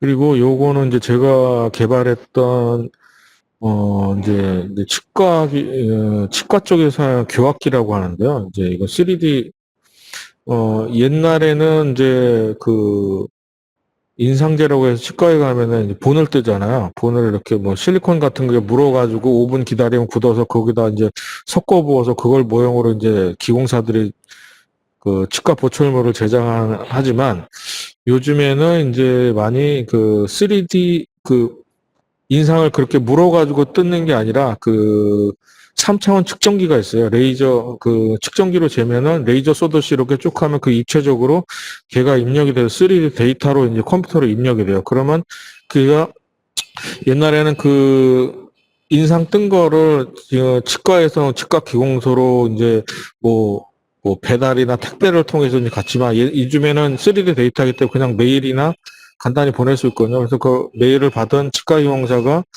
그거를 3D 데이터를 통해서 3D로 이제 모형도 3D로 만드는 거죠. 밀링이나 이제 3D 프린터로 만든 다음에 그걸로 보충을 만들고 하여튼 그거용으로 제작된 그 이제 교약기인데 이건 제가 개발했습니다. 그래서 요거는 요 부분 예를 들어서 이거를 갖다가 이 윗부분을 갖다가 만약에 가공한다고 하면 이것도 굉장히 딱 보기에는 보기에 단순해 보이지도 않네요. 어쨌든 이걸 가공하기 위해서 이것도 이게 5번 정도의 5회의 가공이 필요한데 뭐 이런 경우는 어쩔 수가 없어요. 저도 이제 가공을 하는 입장에서 저도 최대한으로 줄이려고 했는데 이제 이게 최선일 수밖에 없었던 게 좀 보여드리면 이게 이제 결과물이긴 한데 1차적으로 가공을 한 거를 이렇게 이제 요런 그 지그를 사용해서 이거 다 지그 다 제가 만든 거지만 이거 이렇게 이제 물려서 일타를 가공을 한 다음에 또 이렇게 뒤집어서 또 앞에 앞쪽에 혼면을 파고 또 옆면을 뒤집어서 양쪽 홍을 파고 또 홍을 파고 이렇게 해서 총 한 5번 약 5회 이제 그 세팅이 약 5회가 들어가는 거죠. 그러니까 이런 거는 이제 개발자가 이거는 만약에 피할 수 없이 꼭 거쳐가야 되는 거라고 한다면 그 가공 과정을 그 안에서만 해도 최대한 단순하게끔 가공이 어렵지 않게끔 하는 것도 필요하다고 봅니다. 만약에 완전히 없앨 수 없으면 그 과정에서 예를 들어서 툴링, 아까 제가 말씀드렸잖아요. 툴링이 단순하게 들어간다거나 아니면 뽀랜드가 많이 들어가면 가공 시간이 길어지기 때문에 될 수 있으면 뽀랜드가 안 들어가고 뭐 평밀이 들어가면은 이제 가공 시간이 줄어들게끔 하여튼 그렇게 해서라도 가공 시간을 이제 줄일 수 있는 노력이 필요하다는 거죠. 개발자 입장에서도요. 그래서 이제 거기서 아까 이제 제가 말씀드린 평밀과 그 뽀랜드의 상관관계인데 모델의 형성과 가공 시간. 이거 간단히 제가 설명드리면 뭐 이렇게 지금 여러 가지 이렇게 나와 있지만 가공 시간이라고 하는 우리가 속도를 생각해 보는데 속도가 뭐죠? 속도는 거리를 시간으로 나눈 거잖아요.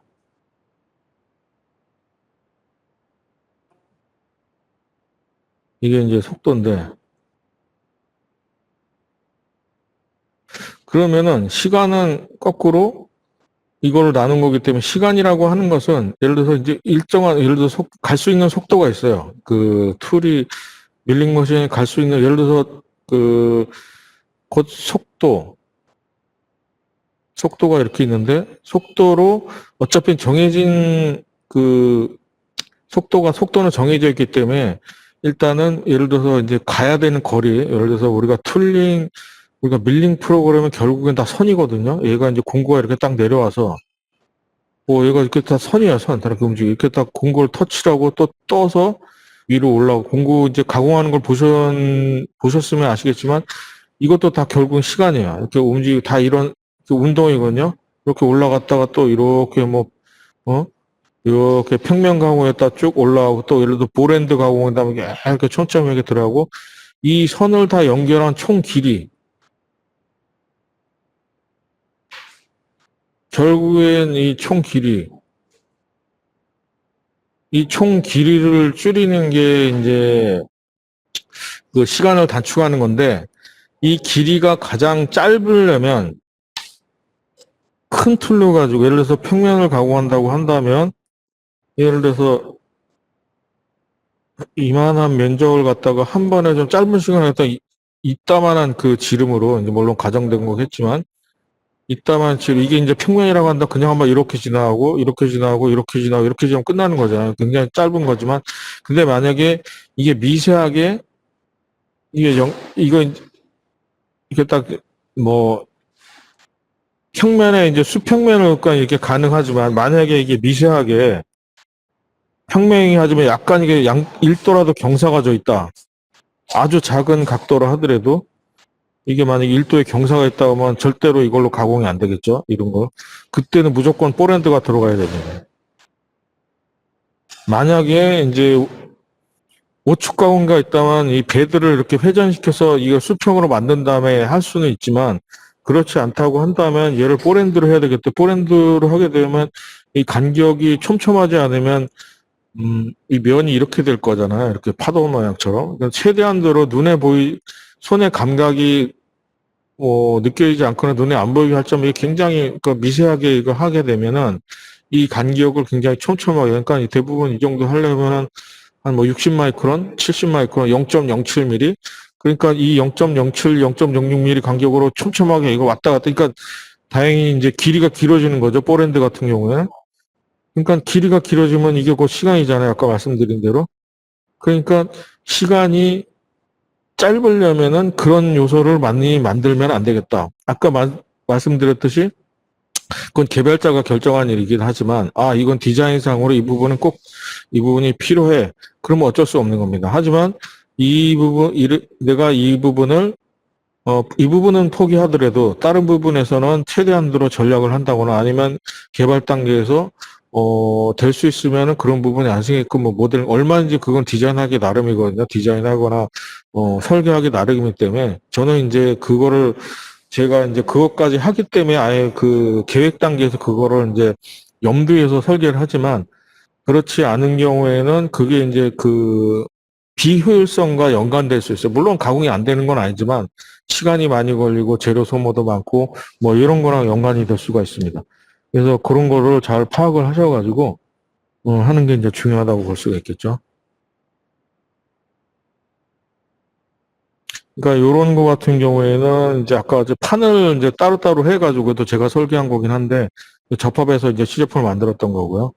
요것도 간단하겠죠? 간단하지만 이런 경우에는 어떤 또 함정이 있냐면 이런 데 가운데 뻥뻥 뚫린 부분 있잖아요. 이게 이제 그 재료 소모랑과 연관되어 있는 거. 이 부분 다 버리는 거죠.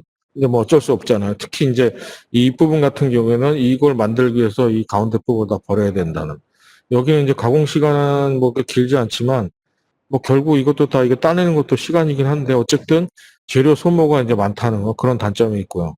그리고 이게 이제 제가 말씀드렸던 대로 이게 다 곡면이거든요. 그래서 이걸 하기 위해서 포랜드가 들어가는데 포랜드도 이 틈이 작기 때문에 2파이 이하로 들어가야 돼요. 그러니까 가는 툴로 하게 되면 빨리 못 돌린다는 거는 결국 이게 빨리 움직이지 못하기 때문에 빨리 움직이면 부러지기 때문에요. 그래서 그게 이제 시간이 길어질 수밖에 없기 때문에 굉장히 촘촘한 간격으로 느린 속도로 계속 왔다 갔다 이제 해서 가공을 하는 건데 이게 제 기억으로 이틀까지는 아니고 하루 이상 걸렸던 것 같아요. 요 부분만 그 가공하는데 그 정도로 이제 시간이 많이 걸리기 때문에 그러니까 이 부분을 이건 이제 그 기능도 아니고 디자인적인 요소인데 물론 이런 경우에 이건 대량 생산은 아닙니다. 가공으로 대량 생산하는 경우는 아니고 이거는 모급 제품이라 해서 그러니까 뭐 저거죠.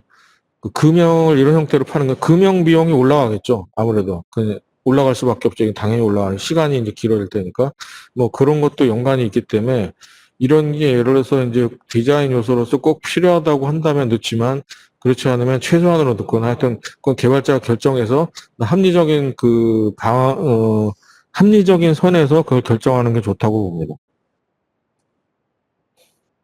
그리고 이런 것도 이제 아까 말씀드린 대로 가공 시간이랑 연결된다고 그랬죠. 이제 가공 횟수가 많기 때문에 이런 것도 상당히 고난이도 가공에 속합니다. 가공 횟수가 많기 때문에 지구도 많이 필요하고요. 요거는 뭐 간단한 그냥 간이금형 같은 거고, 이건 아까 말씀드렸죠.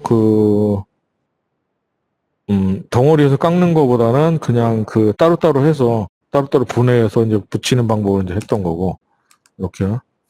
그리고 소재에 따른 경제 효과는 가공 소재가 저렴할수록 당연히 이제 이제 그걸 생산자 입장에서는 저렴할수록 이제 이득이 있는 건데 그렇다고 해서 무조건 저렴한 게 또 좋은 것도 아닌 것이 그것 때문에 가공 시간이 길어지면 안 되기 때문에 가공 시간과 재료의 상관관계 그러니까 가공 시간은 그 서로 이제 다 좋으면 좋겠지만 거기서 이제 계산을 해봐서 얘는 가공 소재가 비싸긴 하지만 가공 시간이 짧기 때문에 오히려 이득이다 뭐 이런 거 있잖아요.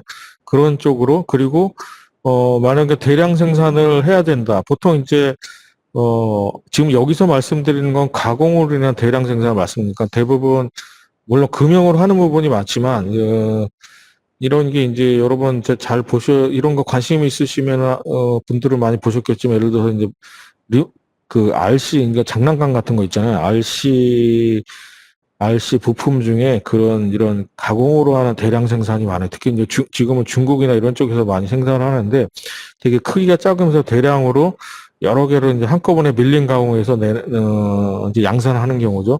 그런 부품들은 가공으로밖에 할 수 없기 때문에 정밀성도 요구되고 이제 품질 때문에 이제 그 금형을 사용 못하는 경우가 많은데 그래서 이런 경우에 이제 재료 수급이 원활하게 된다는 겁니다.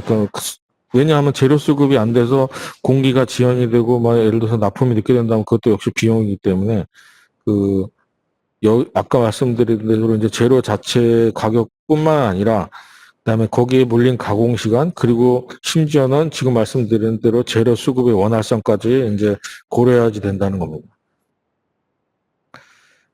그리고 이제 뭐 요거는 퍼센테이지가 작을 수가 있는데 만약 그게 개수가 줄어든다면 지그 제작도 좀 비용이 들어가거든요.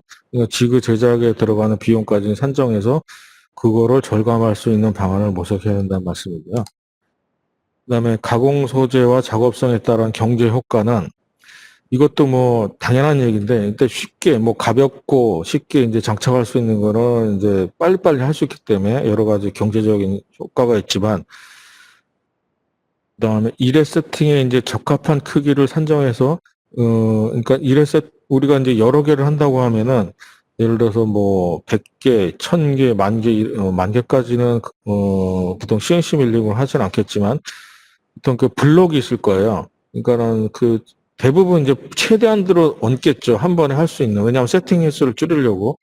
예를 들어서 이제 뭐 RC 부품을 생산한다고 하면은 400, 600짜리 뭐 몇 티, 10티 판을 갖다가 놓고 한 번에 200개를 깎을 수 있다고 하면은 그거를 정확하게 모듈로 판단해서 최소한의 재료 소모, 그러니까 낭비가 안 되게끔 짜가지고 그거를 계속 그걸 뭐 몇백 개 주문한 다음에 그걸 깎잖아요. 깎을 거 아닙니까? 하여튼 그거를 잘 계산해야 된다는 그런 말씀을 쉽게 간단하게 말씀드리면.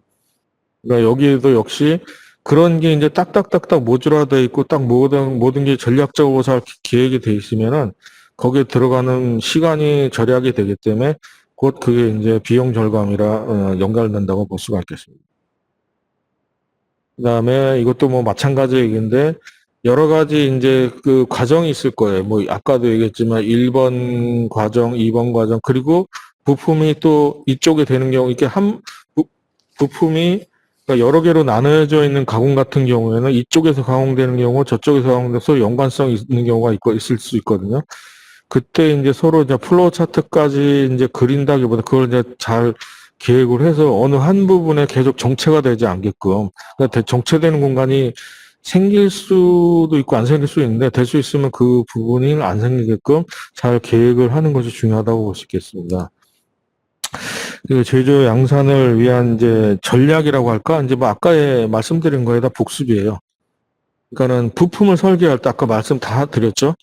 가공을 시량을 절약할 수 있는 형상이라고 하는 거 아까 이제 그 이제 뽀랜드가 많이 들어가면 많이 들어갈수록 시간이 오래 걸린다. 그리고 그 평면은 좀 예를 들어 평면이라고 하는 좀 크기가 커도 시간을 그렇게 오래 걸리지 않기 때문에 그런 거를 이제 감안한 상태 꼭 그렇게 만드시라는 건 아니에요.